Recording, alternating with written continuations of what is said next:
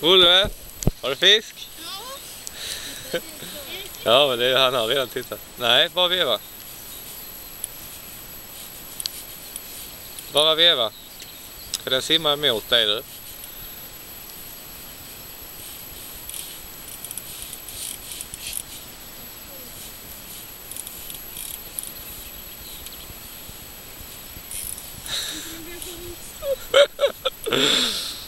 Kämpa den.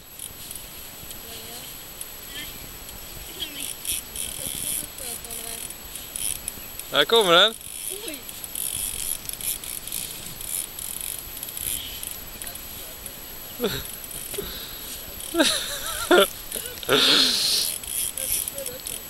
Den är större, Oliver.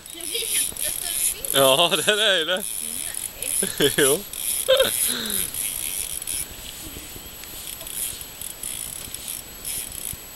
Gött, Oliver.